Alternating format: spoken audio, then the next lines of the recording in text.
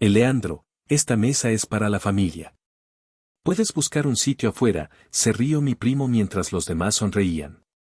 El mesero dejó una cuenta de 5,000 pesos frente a mí. Tomé un sorbo de mi café y me reí. No tenía ni idea de quién la pagaría esa noche.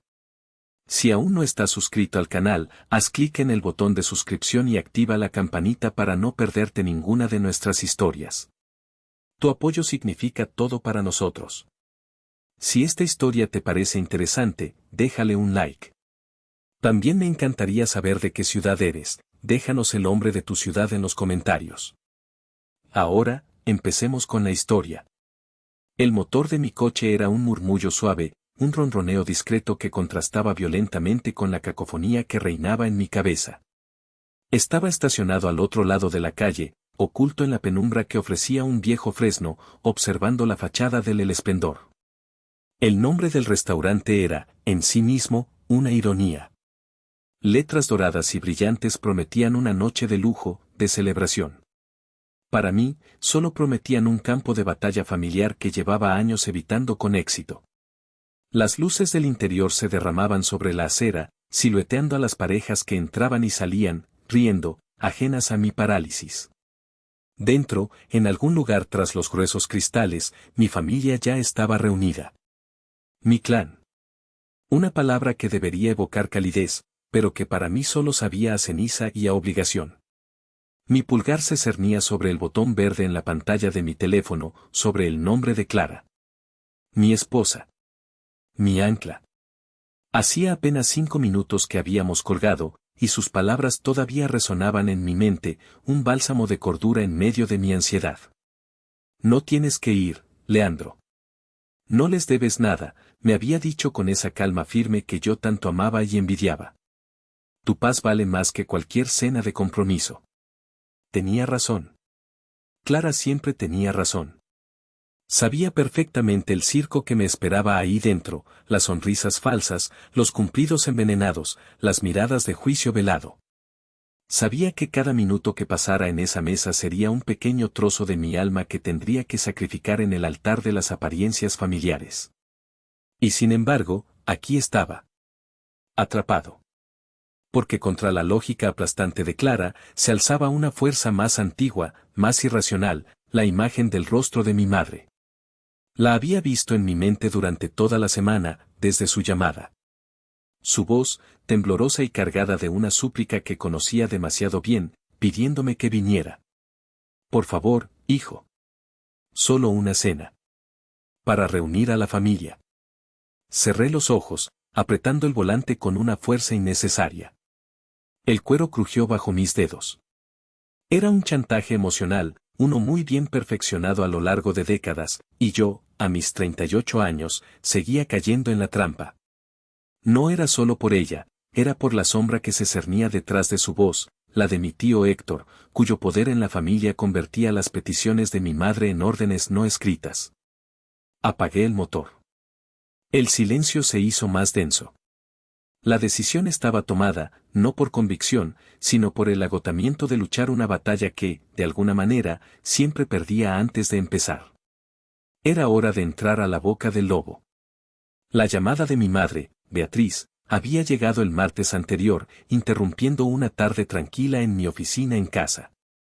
Estaba revisando el código de una nueva actualización para logística eficaz, la aplicación que había sido mi obsesión y mi salvación durante los últimos 5 años.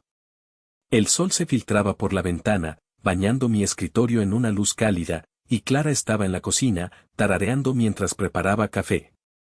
Era mi santuario, un mundo construido con lógica, trabajo duro y un amor sereno.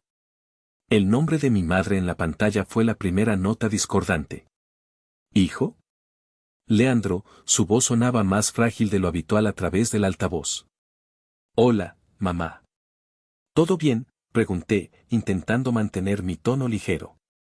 Sí, todo bien, mintió, y yo supe al instante que algo pasaba. Te llamaba bueno, tu tío Héctor y yo pensamos que ya ha pasado mucho tiempo.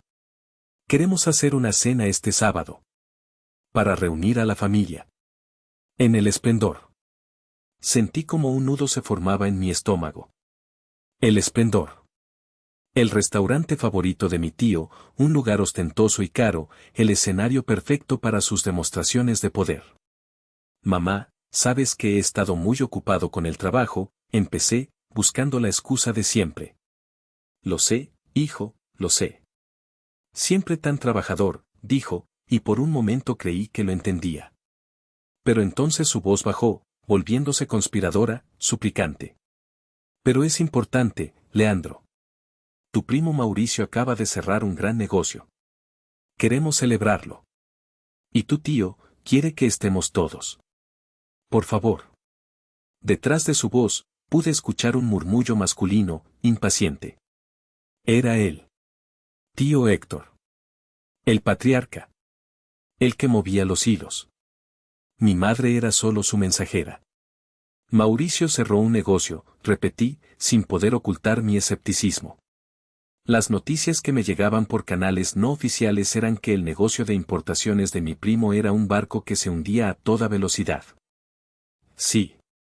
Algo muy grande. Tienes que venir a oírlo. Por favor, Leandro. Por mí. Y ahí estaba. El golpe de gracia. Por mí. 3 palabras que me desarmaban, que me hacían sentir como un hijo ingrato si me negaba. Colgué el teléfono con una sensación de derrota, sabiendo que el sábado mi pase terminaría. Clara entró en ese momento con 2 tazas de café. Vio mi expresión y no necesitó preguntar. Era tu madre, ¿verdad?, dijo, sentándose frente a mí. La cena anual de la humillación. Sonreí a medias. La llaman celebración del negocio de Mauricio. Clara suspiró, tomando mi mano sobre la mesa. Leandro, no tienes que ir.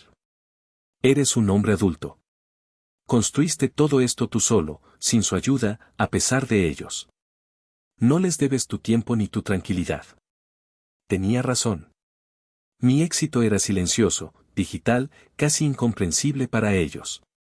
Yo era un ingeniero de software que había visto una necesidad en las pequeñas y medianas empresas y la había llenado. Mi aplicación no era glamurosa, no salía en las noticias, pero funcionaba. Y me había dado una libertad financiera que ellos solo podían intuir, aunque preferían ignorarla o minimizarla.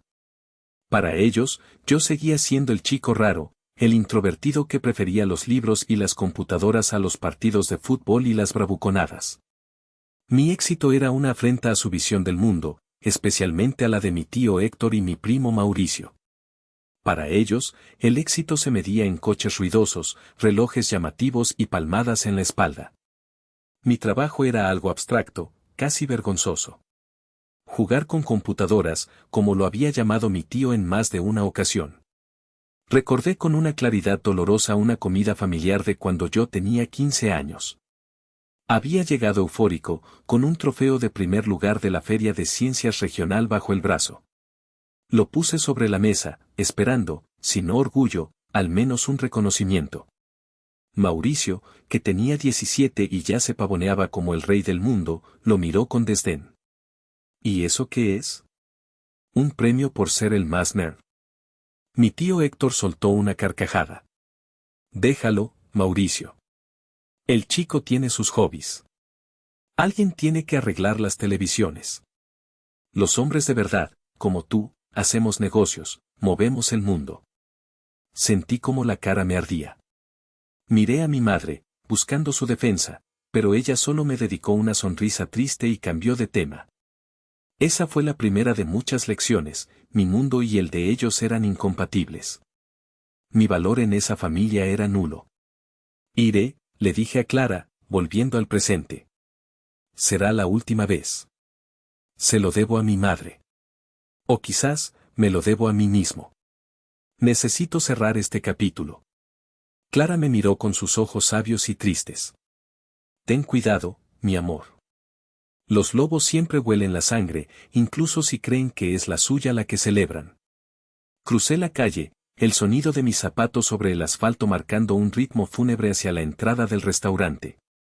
Un botones uniformado me abrió la puerta con una sonrisa profesional, y el aire cálido y cargado de perfumes caros y el aroma de la comida me golpeó.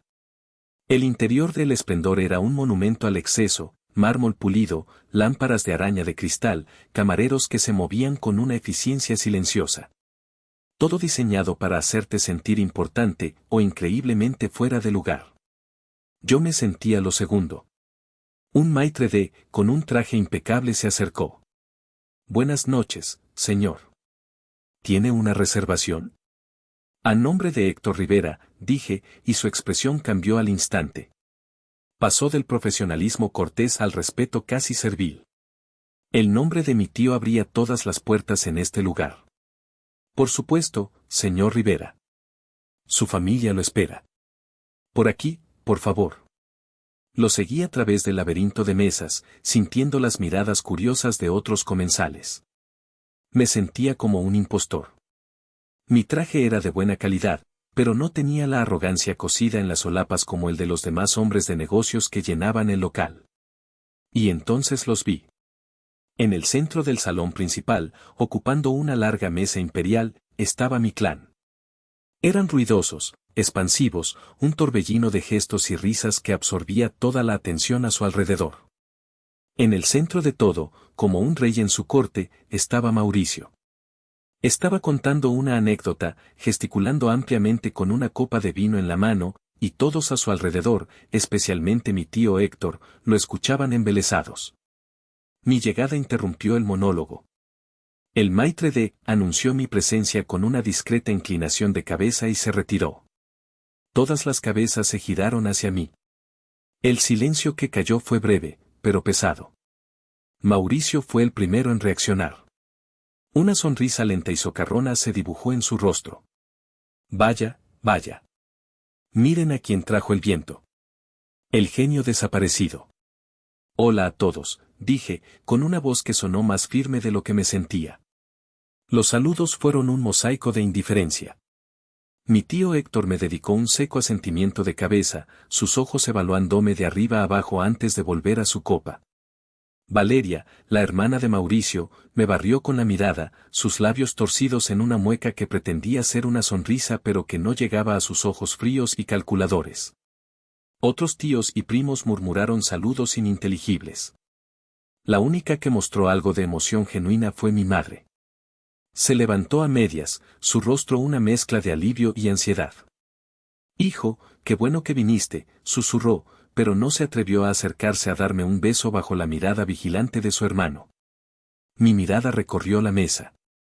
Había una silla vacía junto a Valeria, y otra en la otra punta, junto a un primo lejano que apenas conocía. Me moví instintivamente hacia la silla junto a Valeria, era el mal menor. Estaba a punto de sacarla cuando la voz de Mauricio, falsamente jovial, me detuvo en seco. Para el carro, primito. Me detuve, con la mano en el respaldo de la silla, y lo miré. La sonrisa en su rostro se había ampliado, y había un brillo cruel en sus ojos. Sabía lo que venía. Era el comienzo del espectáculo. Y yo era el protagonista involuntario. El tiempo pareció ralentizarse. El murmullo del restaurante se desvaneció hasta convertirse en un zumbido lejano, y el único foco de mi universo era la sonrisa de superioridad de Mauricio y las miradas expectantes de los demás. Mi mano seguía posada en el respaldo de la silla de terciopelo rojo, un ancla en un mar de hostilidad silenciosa.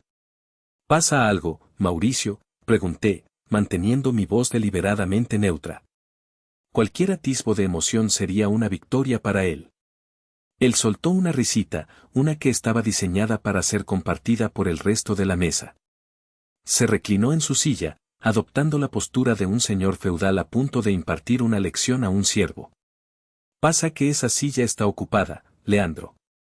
De hecho, hizo un gesto vago con la mano, abarcando el resto de los asientos vacíos, todas estas sillas están ocupadas. Una mentira descarada. Podía ver claramente al menos 2 sitios más sin nadie. Pero la verdad no importaba en este teatro. Lo que importaba era la demostración de poder. No veo a nadie, repliqué, simple, factual.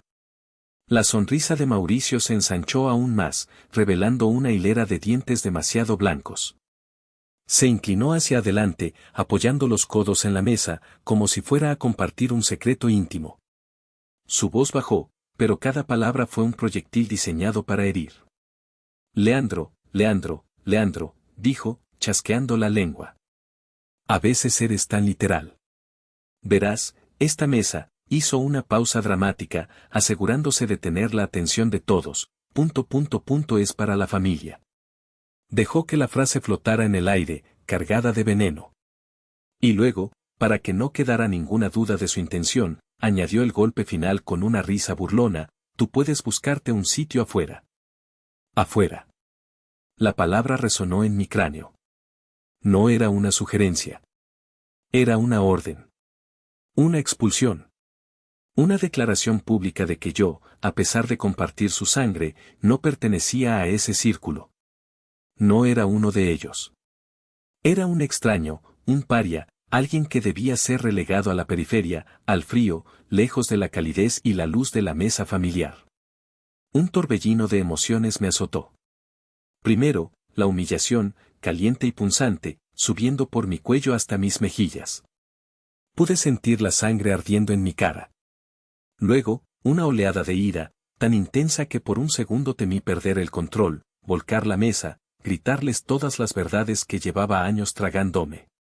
Pero debajo de todo eso, como una corriente subterránea y helada, surgió algo más, una claridad cristalina. En ese instante, vi a cada uno de ellos por lo que realmente eran, despojados de cualquier ilusión que yo pudiera haber albergado. Vi a Mauricio, no como un primo exitoso, sino como un hombre inseguro y patético, cuya única forma de sentirse grande era haciendo a otros pequeños. Su crueldad no era una muestra de fuerza, sino de una debilidad profunda y supurante. Vi a mi tío Héctor, asintiendo con la cabeza, con una expresión de sombría satisfacción en su rostro. No era un patriarca protegiendo a su familia, era un matón validando a su matón favorito. Perpetuando un ciclo de toxicidad porque mi forma de ser y de tener éxito desafiaba su anticuado y frágil concepto de masculinidad. Vi a Valeria, con su sonrisa de superioridad, una parásita que se alimentaba de la crueldad de su hermano porque ella misma carecía de cualquier sustancia propia. Y lo más doloroso, vi a mi madre. Sus ojos estaban fijos en su plato, su cuerpo encogido, como si quisiera desaparecer. No me defendió. No dijo una palabra. Su silencio fue la traición más ruidosa de todas. En su deseo de paz a cualquier precio, permitía la guerra contra su propio hijo. La ira se disipó, reemplazada por una calma gélida. El nudo en mi estómago se deshizo. El peso de la obligación, de la esperanza de ser aceptado, se evaporó. En un solo acto de crueldad, me habían liberado. Me habían dado un regalo inesperado, la certeza absoluta de que no había nada que buscar aquí. No había amor que ganar, ni respeto que merecer. Estaba solo, y por primera vez, eso no se sentía como una condena, sino como una fortaleza. Solté la silla. Di un paso atrás. La sonrisa de Mauricio vaciló por un instante, quizás esperando que me diera la vuelta y me fuera con el rabo entre las piernas. Eso es lo que el viejo Leandro habría hecho. Pero el hombre que estaba allí, en ese momento, ya no era el mismo. Levanté la vista y lo miré directamente a los ojos. Y para su total y absoluta confusión, sonreí. No una sonrisa de dolor o de desafío, sino una sonrisa genuina, tranquila, casi divertida. Tienes razón, Mauricio, dije, mi voz sorprendentemente serena. Quizás un poco de aire fresco me venga bien. Y con eso, me di la vuelta, no hacia la salida, sino hacia el resto del restaurante. Su juego acababa de empezar. Pero ahora, yo también iba a jugar. Y pensaba ganar. Mi movimiento los desconcertó. Podía sentir sus miradas clavadas en mi espalda, una mezcla de confusión y triunfo prematuro. Probablemente pensaron que me dirigía a la puerta, humillado y vencido. Pero mi objetivo era otro. A unos pocos metros de su mesa imperial, había una pequeña mesa redonda para dos, elegantemente puesta pero desocupada. Caminé hacia ella con una calma deliberada. Agarré una de las sillas, una pieza sólida de madera oscura y terciopelo, idéntica a las de su mesa. El peso de la silla en mis manos era real, tangible, un contrapunto a la vacuidad de sus palabras. La levanté, sin arrastrarla, para no hacer ruido, y volví sobre mis pasos. El silencio en la mesa familiar era ahora absoluto. Incluso el ruido de fondo del restaurante parecía haberse atenuado. Me observaban como si fuera un animal extraño cuyo comportamiento no podían predecir. Me acerqué a la cabecera de su larga mesa, el puesto tradicionalmente reservado para el patriarca, un lugar que mi tío Héctor ocupaba en el extremo opuesto. Y allí, justo en la cabecera, pero con un espacio deliberado de medio metro que me separaba del borde de la mesa, coloqué mi silla. El gesto fue inequívoco. Estaba físicamente presente, pero simbólicamente separado. Estaba a su mesa, pero no en ella. Aceptaba su exilio, pero en mis propios términos, transformando su acto de humillación en mi propia declaración de independencia. Me senté, crucé las piernas y coloqué las manos sobre mis rodillas, adoptando una postura de tranquila observación. Un camarero joven, cuyo gafete decía Daniel, se acercó con cautela. Su rostro era una máscara de profesionalismo, pero en sus ojos pude ver una chispa de desconcierto y, quizás, de compasión. Claramente había presenciado la escena. «Señor, ¿desea algo del menú?», preguntó en voz baja. «Solo un café americano, por favor». «Negro», respondí, mi voz clara y firme. «Y tráigame la cuenta por separado». «Por supuesto, señor». Se retiró con una eficiencia que agradecí. La bomba silenciosa que acababa de lanzar tuvo su efecto. Mauricio me miraba con la boca ligeramente abierta, su guión se había ido al traste. Mi tío Héctor fruncía el ceño, sus pobladas cejas grises uniéndose en una línea de desaprobación. Valeria susurraba algo al oído de Mauricio, probablemente instándolo a hacer algo, a reafirmar su dominio. Mi madre me miraba con una expresión de pánico, como si mi acto de desafío silencioso fuera a provocar una catástrofe. Durante unos largos e incómodos segundos, nadie supo qué hacer. Habían esperado una confrontación o una retirada. No estaban preparados para una resistencia pasiva y elegante. Rompí el silencio yo mismo. «Bueno, no dejen que los interrumpa», dije, dirigiendo una sonrisa amable a toda la mesa. Estaban celebrando el gran negocio de Mauricio, ¿no es así? Por favor, continúen. Soy todo oídos. Mi invitación, tan educada y razonable, era más provocadora que cualquier insulto. Los estaba forzando a continuar con su farsa, pero ahora con un testigo incómodo, un juez silencioso sentado en el trono del exilio. Mi tío Héctor carraspeó, recuperando la compostura. «Así es», dijo, con una voz retumbante que intentaba restaurar el orden. «Mauricio, cuéntanos sobre los contenedores que vienen de Asia».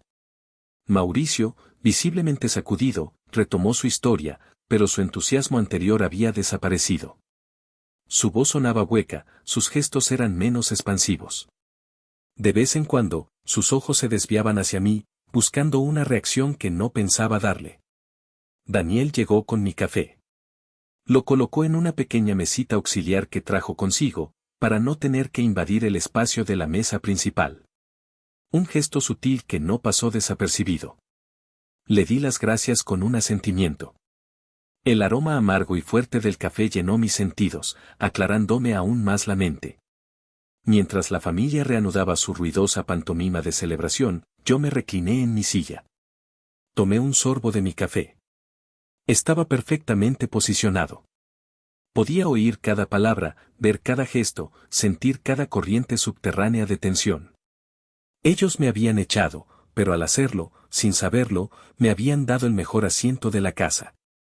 El asiento desde el cual vería su pequeño imperio de arrogancia desmoronarse. Una vez superada la conmoción inicial de mi presencia desafiante, la familia, liderada por Mauricio, pareció tomar una decisión colectiva: si no podían deshacerse de mí, me harían pagar, literal y figuradamente. El malestar se transformó en una especie de euforia vengativa. El objetivo del juego cambió, ya no se trataba solo de humillarme, sino de saquearme. «Bueno, si estamos de celebración, celebremos como es debido», exclamó Mauricio, golpeando la mesa con la palma de la mano. Su confianza artificial había regresado, ahora alimentada por una nueva misión. «Daniel. Tráiganos la carta de vinos». El sommelier, no Daniel, se acercó con un pesado libro encuadernado en cuero. Mauricio lo hojeó con la pericia de un actor interpretando a un millonario. Veamos, olvídate de las cosas baratas. Queremos algo memorable. ¿Qué tal este?, dijo, señalando un punto al azar en la página. Un Vega Sicilia. Y que sea Magnum. El sommelier levantó una ceja, impresionado. Una excelente elección, señor. Muy audaz.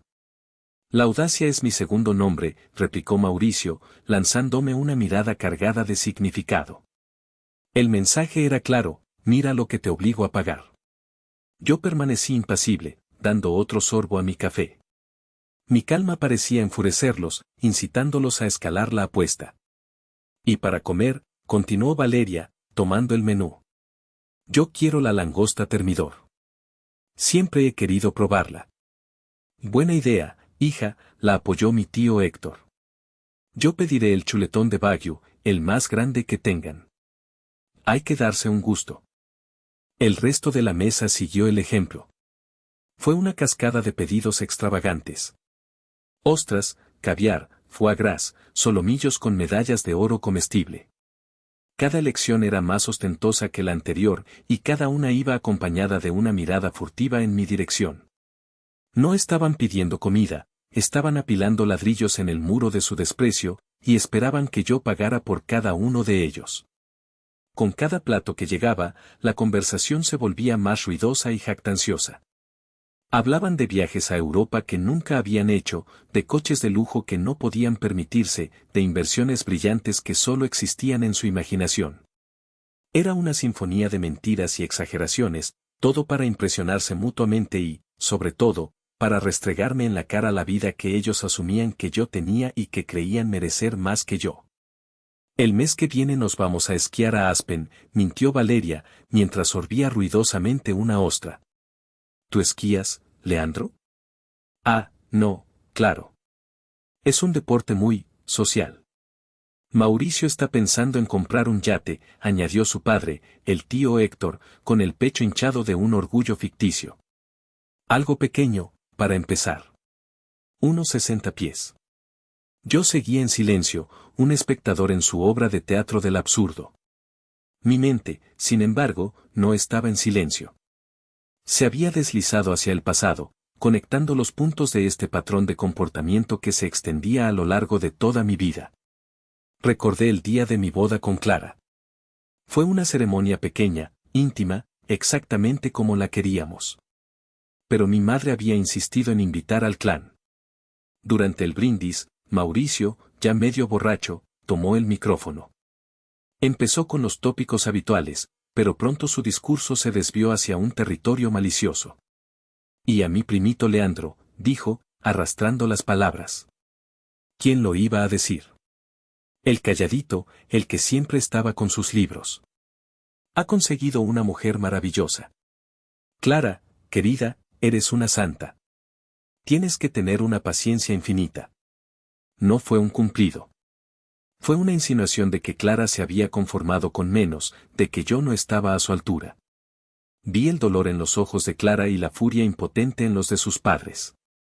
Luego, mi mente saltó a otro recuerdo, aún más doloroso. Hacía 6 años, cuando la idea de mi aplicación era solo un prototipo en mi computadora portátil. Necesitaba una pequeña inyección de capital, una cantidad casi insignificante para ellos, para alquilar servidores y contratar a un diseñador gráfico. Se lo pedí a mi tío Héctor en privado, mostrándole mi plan de negocio. Él ni siquiera lo miró. Se rió en mi cara. Leandro, Leandro. ¿Todavía con tus jueguitos de computadora? ¿Cuándo vas a conseguir un trabajo de verdad? ¿Pedirme dinero para esto? Es tirarlo a la basura. Aprende de tu primo. Él sí que sabe moverse. Ese día, salí de su oficina sintiéndome más pequeño que nunca. Pero también con una determinación de acero. Juré que nunca más les pediría nada. Juré que triunfaría por mi cuenta, no para demostrárselo a ellos, sino para demostrármelo a mí mismo. Un mensaje vibró en mi bolsillo.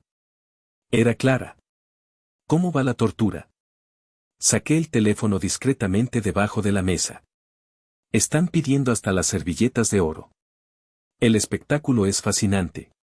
Pero ya casi termina. Guardé el teléfono. Volví mi atención a la mesa. Estaban abriendo la segunda botella Magnum de Vega Sicilia. Sus rostros estaban enrojecidos por el alcohol y la arrogancia. Se reían a carcajadas de chistes sin gracia, sintiéndose los reyes del mundo, seguros de su victoria. Y yo, desde mi silla del exiliado, con mi taza de café ya fría, sentí una punzada de algo que se parecía a la piedad. Eran tan pobres, que lo único que tenían era el dinero que creían que yo iba a gastar en ellos. El festín estaba llegando a su fin.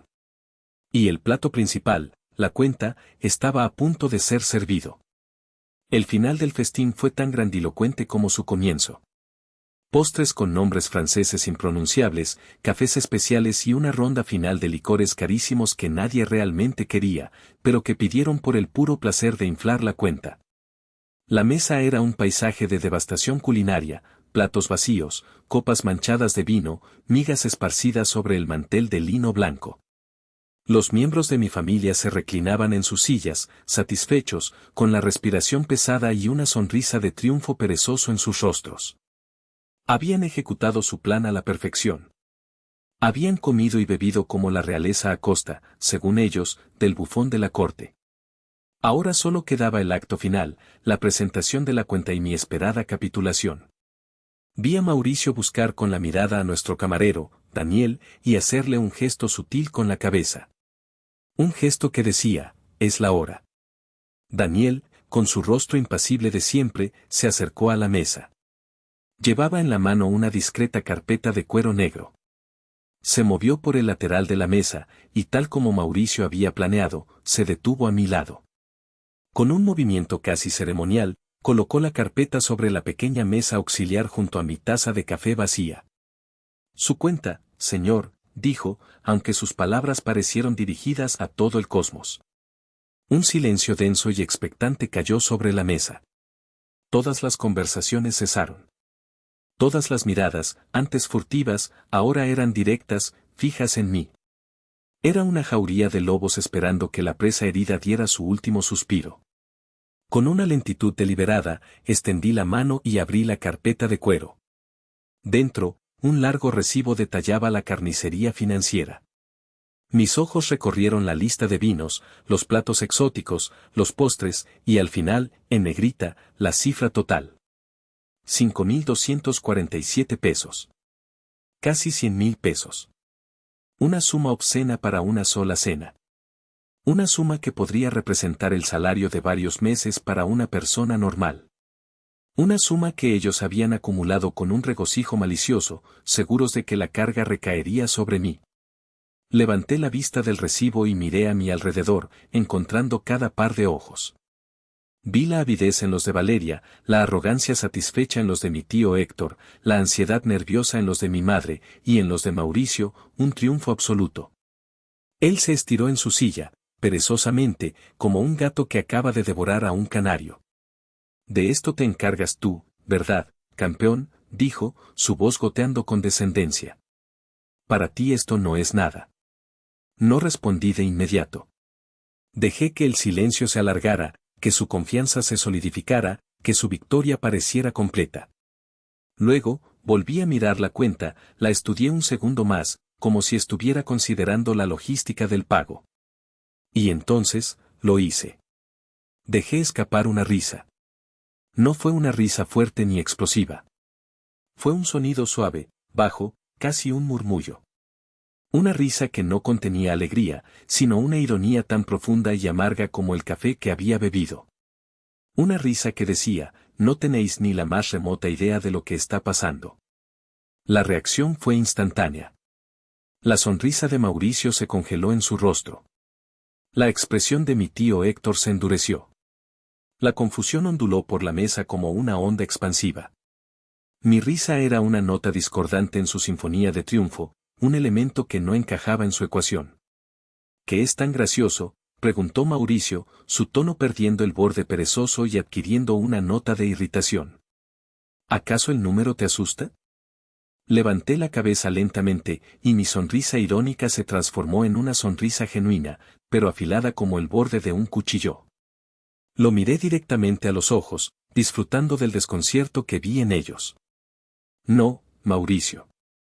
El número no me asusta en absoluto, dije, mi voz tranquila pero cortante. Lo que me da risa, hice una pausa, saboreando el momento, es que después de todo este espectáculo, todavía no han entendido nada. Cerré la carpeta de cuero con un suave clic. El sonido, en el silencio de la mesa, fue como un disparo. Y con un movimiento fluido, deslicé la carpeta por la superficie pulida de la mesa. Se deslizó suavemente, girando una vez sobre sí misma, hasta detenerse, perfecta y pulcramente, justo delante de él. Justo delante del hombre de negocios que celebraba su gran éxito. Mauricio miró la carpeta de cuero como si fuera una serpiente venenosa. Parpadeó un par de veces, su cerebro tratando de procesar una realidad que no encajaba con sus expectativas. El color empezó a subirle por el cuello, una marea roja de ira y confusión. ¿Qué significa esto, Leandro? Siseó, empujando la carpeta 1 centímetro hacia mí, como si el mero contacto le quemara. Significa exactamente lo que parece, primo, respondí, reclinándome cómodamente en mi silla del exilio. Significa que la cuenta está en tu lado de la mesa. No te hagas el gracioso. Sabes perfectamente que tú ibas a pagar, exclamó, su voz subiendo de volumen y atrayendo la atención de las mesas cercanas. Yo. ¿Por qué iba a asumir yo eso? Pregunté con una inocencia fingida. Yo solo he tomado un café. De hecho, levanté una mano para llamar la atención de Daniel, que observaba la escena desde una distancia prudente. Daniel, ¿sería tan amable de traerme mi cuenta, por favor?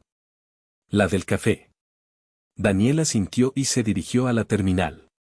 Este pequeño acto, esta simple petición, fue como echar gasolina al fuego. La implicación era devastadora para ellos, yo me estaba desvinculando oficialmente de su deuda. «¿Estás loco?», gritó Valeria, su voz aguda y estridente. «Después de todo lo que pedimos. Lo hiciste a propósito». «Yo no he hecho nada, Valeria. Ustedes pidieron. Ustedes comieron.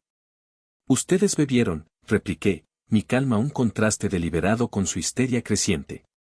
«Yo solo he sido un espectador. Un espectador al que, por cierto, ni siquiera le ofrecieron un sitio en la mesa. Y entonces, decidí que era el momento de lanzar el primer misil de precisión.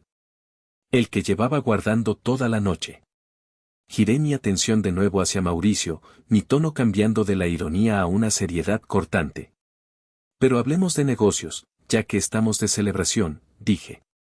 «Por cierto, Mauricio, ¿cómo va tu negocio de importaciones?» Escuché un rumor en el círculo de logística, algo sobre unos contenedores retenidos en el puerto de Manzanillo por falta de pago de aranceles.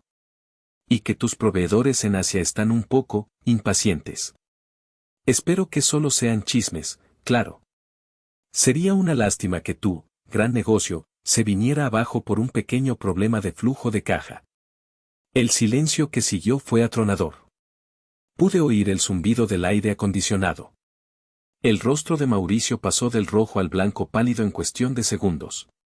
Sus ojos se abrieron de par en par, una mezcla de shock y pánico puro. Había dado en el clavo. No era un rumor. Era la verdad. Y yo lo sabía. Mi trabajo, el que ellos tanto despreciaban, me había dado acceso a una red de información que ellos ni siquiera podían imaginar. Los jueguitos de computadora me habían convertido en un jugador en un campo en el que Mauricio era solo un aficionado pretendiendo ser un profesional. Pero no había terminado. Giré mi cabeza lentamente hacia mi tío Héctor, que me miraba con una furia helada. «¿Y usted, tío?», continué, mi voz respetuosa pero mis palabras letales. «Siempre ha sido un gran defensor del espíritu empresarial de Mauricio. Un verdadero hombre de negocios. Lástima que su protegido parezca tener más talento para gastar el dinero de otros que para generar el suyo propio. Con lo mucho que usted siempre confió en él». Fue un doble golpe. No solo había expuesto la farsa de Mauricio, sino que también había socavado la autoridad y el juicio de mi tío Héctor frente a toda la familia. Había atacado los dos pilares de su arrogancia.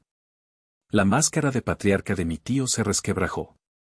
Insolente, gruñó, su voz un trueno bajo. ¿No sabes con quién estás hablando? Creo que por primera vez en mi vida, sí lo sé, respondí con tranquilidad. Estoy hablando con un grupo de personas que intentaron humillarme y estafarme, y que ahora están descubriendo que el mundo real no funciona con las reglas de su pequeño patio de recreo familiar. Daniel regresó en ese momento, con una pequeña bandeja de plata. En ella, un pequeño recibo. 5 pesos, decía.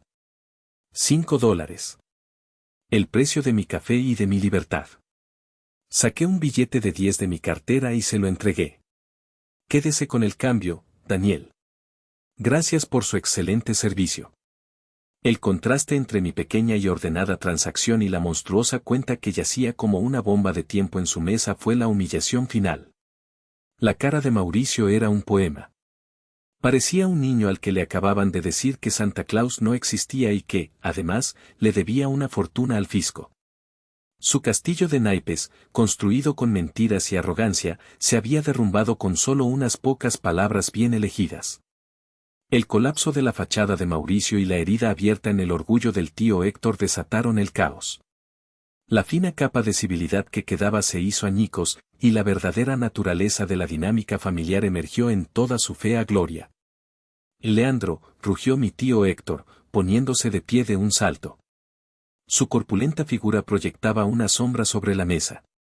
Su rostro estaba congestionado por la furia.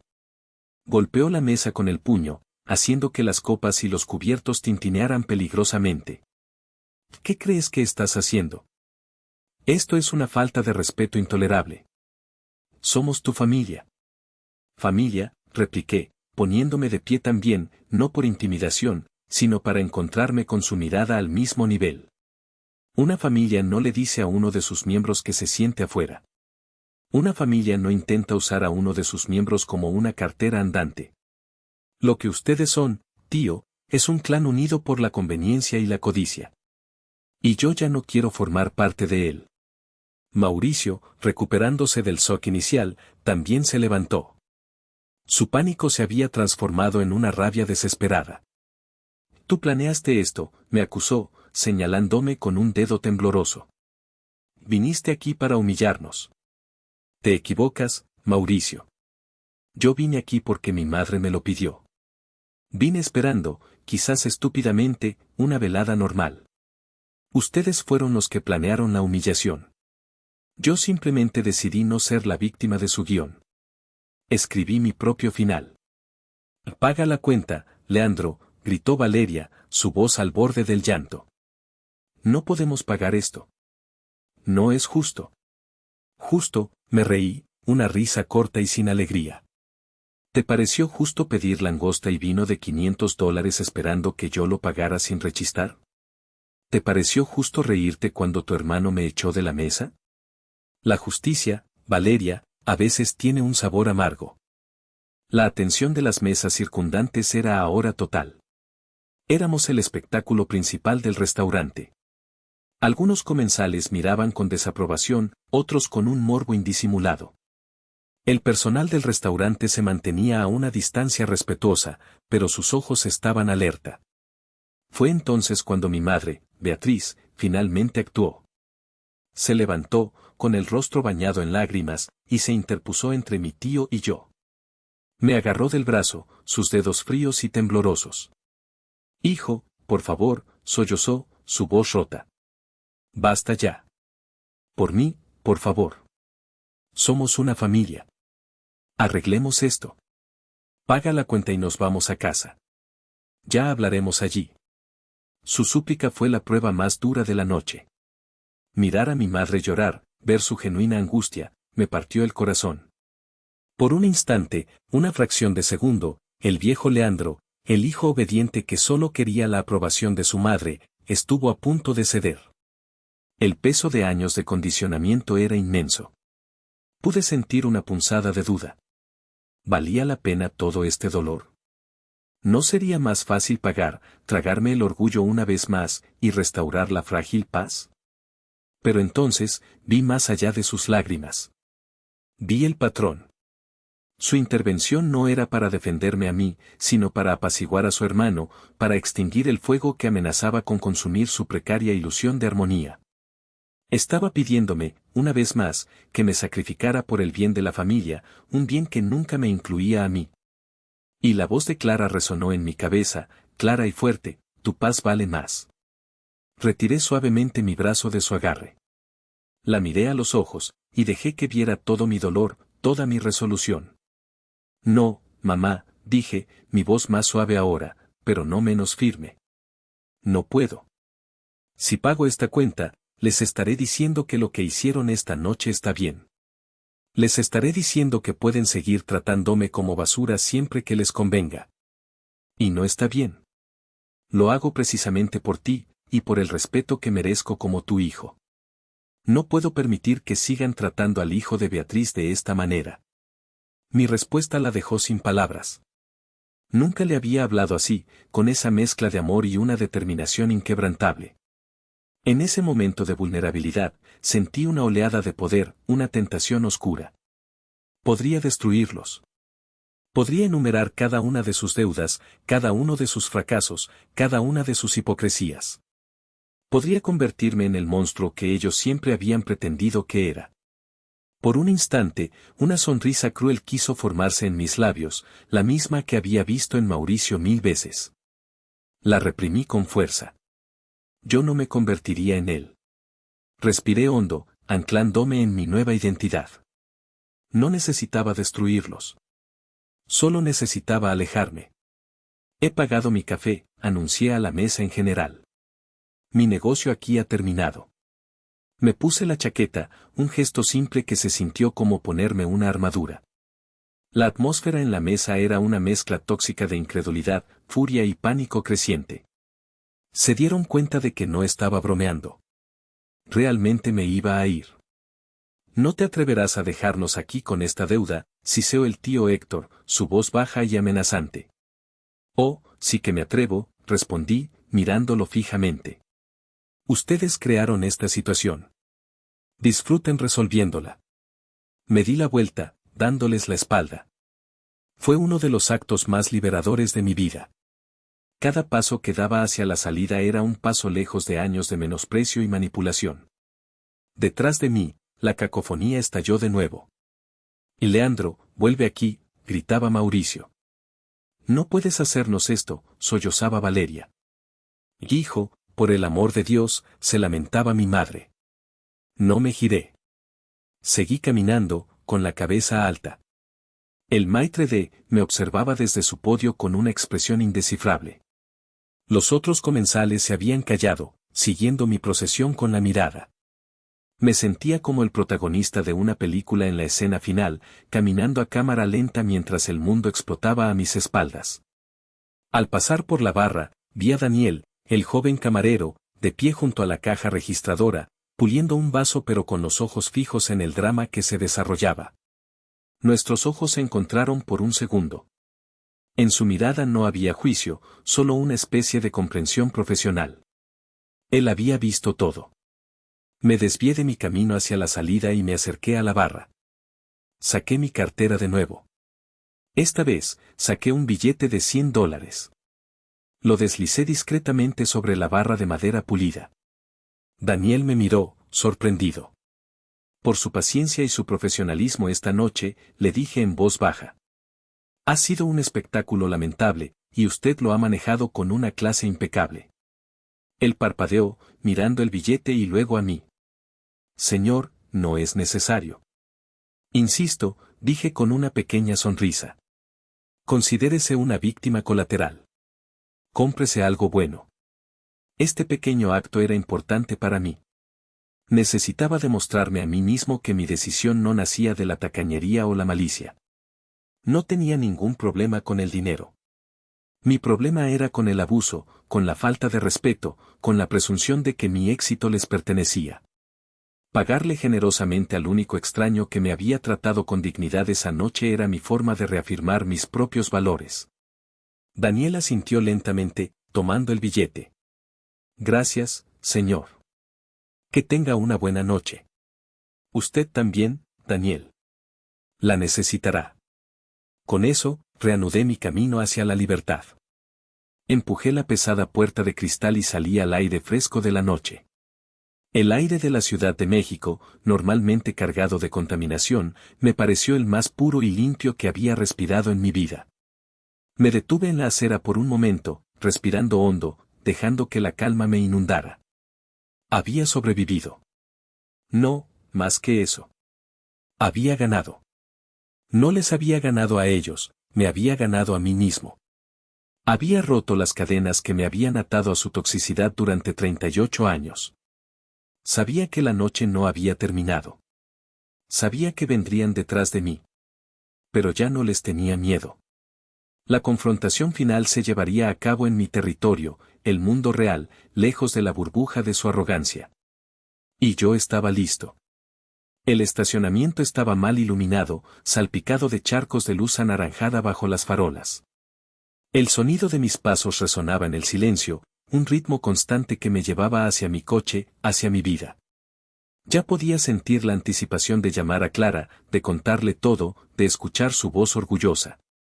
Pero sabía que no sería tan fácil. Escuché el sonido de la puerta del restaurante abriéndose de golpe y luego el eco de pasos apresurados y furiosos sobre el asfalto. No necesité girarme para saber quiénes eran. Y Leandro, la voz de mi tío Héctor era un ladrido en la noche. Me detuve junto a la puerta de mi coche, pero no me giré de inmediato. Metí la mano en el bolsillo y saqué las llaves, el tintineo metálico un pequeño acto de normalidad en medio de la locura. No te vas a ir así como si nada, gritó Mauricio, su voz jadeante por la carrera. Finalmente, me di la vuelta lentamente.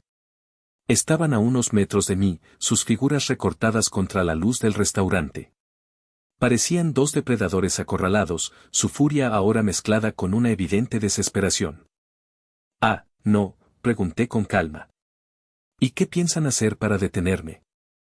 Vas a volver ahí dentro y vas a pagar esa cuenta, ordenó el tío Héctor, dando un paso amenazante hacia mí. No voy a permitir que un mocoso insolente como tú humille a esta familia. La familia se humilló sola, tío. Yo solo puse un espejo delante de ustedes, repliqué, sin retroceder ni un centímetro. Mauricio se acercó también, su rostro contorsionado por la rabia. Esto es tu culpa. Siempre has sido un resentido, un envidioso. No soportas que a mí me vaya bien. La acusación era tan ridícula, tan alejada de la realidad, que casi me reí. Mauricio, la única persona que no soporta tu vida eres tú mismo. Por eso necesitas estas farsas. Pero se acabó el juego. En un arrebato de impotencia, Mauricio se abalanzó sobre mí, intentando agarrarme por la solapa de la chaqueta. Reaccioné por puro instinto. Di un paso lateral, esquivando su torpe embestida, y levanté una mano, no para golpearlo, sino para detenerlo. Su propio impulso lo hizo tropezar y casi caer. Se quedó allí, desequilibrado, jadeando, con la mano a medio camino de mi pecho. Y en ese momento, bajo la cruda luz de la farola, vi algo nuevo en su rostro. La ira se había desvanecido, reemplazada por una expresión de pura y abyecta derrota. Sus hombros se desplomaron. Su mirada perdió todo su fuego. Por primera vez en mi vida, no parecía un monstruo, ni un matón, ni siquiera un rival. Solo se veía, patético. Un hombre de 40 años cuya bravuconería se había evaporado, dejándolo desnudo y vacío. Por favor, Leandro, susurró, su voz apenas audible. Nos vas a arruinar. Esa súplica, tan despojada de arrogancia, me afectó más que todos sus insultos. Pero no cambió nada. Miré de su rostro derrotado al de mi tío, cuya furia se había congelado en una máscara de incredulidad al ver la capitulación de su campeón. Ese ya no es mi problema, Mauricio, dije, mi voz suave pero final. Apreté el botón de la llave. Mi coche emitió un pitido y las luces parpadearon, una señal de partida. Abrí la puerta, me deslicé en el asiento del conductor y cerré la puerta, sellando el mundo exterior. Arranqué el motor. A través del parabrisas, los veía a los dos, inmóviles bajo la luz naranja, dos estatuas de un imperio caído. No sentí triunfo, ni alegría. Solo un profundo y agotador alivio.